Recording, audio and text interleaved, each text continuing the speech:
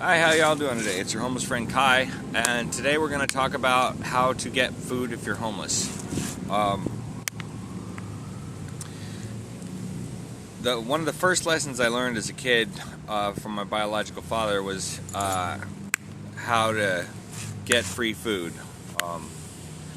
He taught me that if you go to McDonald's, you can take 10 ketchup packets and a free cup of free hot water, mix them together and make a nice warm tomato soup. And if you throw in a couple of free packets of crackers from Wendy's, it makes a great meal. Now, I don't stoop that low because I have found better ways to get food, whether it's dumpster diving, digging through trash cans, asking people for food, going to churches or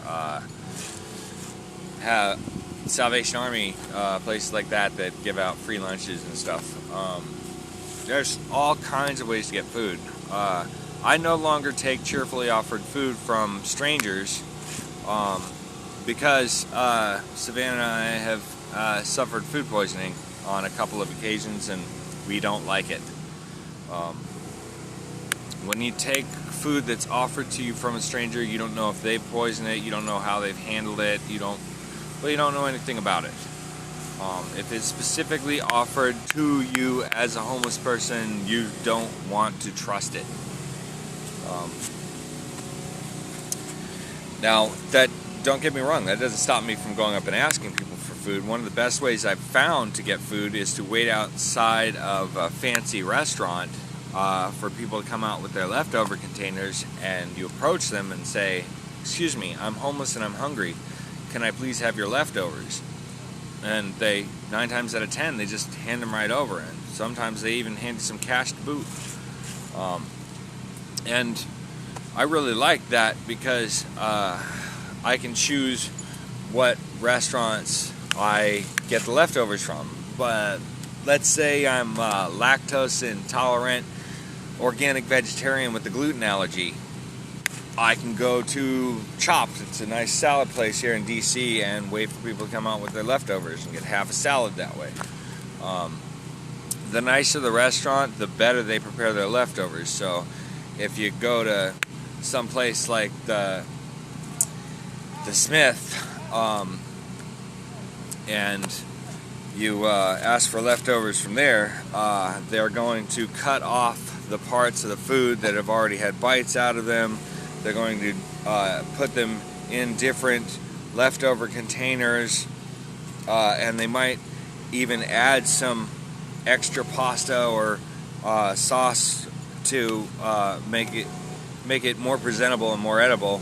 And then they'll put it in a nice paper bag with cord handles. Yeah, it's really the best way I found to eat if you're unless you want to buy your own food, which there's always that. You can panhandle and buy your own food, especially if you're lactose intolerant, organic vegetarian with a gluten allergy, because 9 times out of 10, when churches are feeding or people are Salvation Army's passing out food, they're not considering people with allergies. They're not considering people with dietary needs or dietary choices, which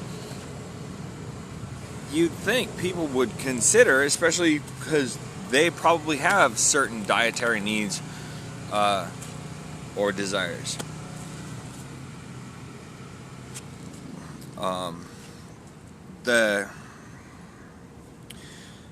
If you're desperate, trash cans are a great source of food. Here in Washington, D.C., outside the Capitol building, they don't allow anybody to take any food or drink in, and the trash cans right out in front of the tourist area are always full of unopened bags of chips, Ziploc sandwich baggies with sandwiches in them untouched. Basically, it's a buffet. You can go through. I found full cans of unopened Pringles in there, full bottles of water, full Capri Sun juices. Know which trash cans to dumpster dive in.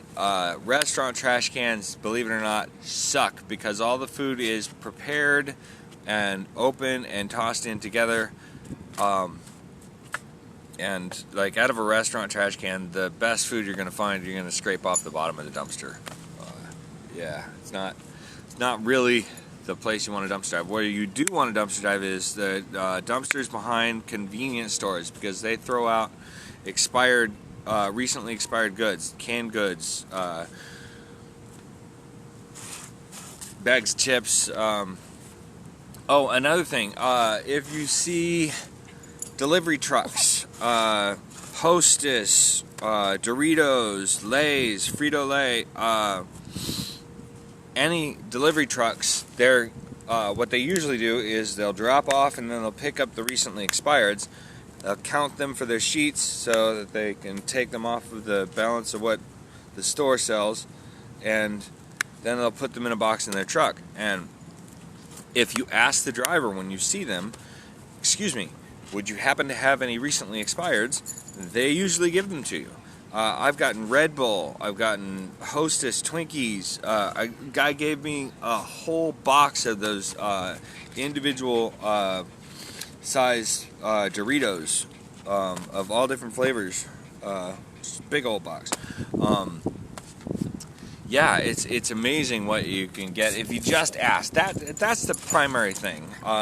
You can find food in a lot of places, but you can get food by asking for it most of the time.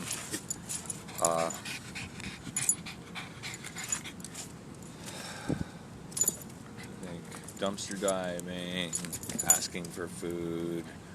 Churches, Salvation Army usually passes out free lunches.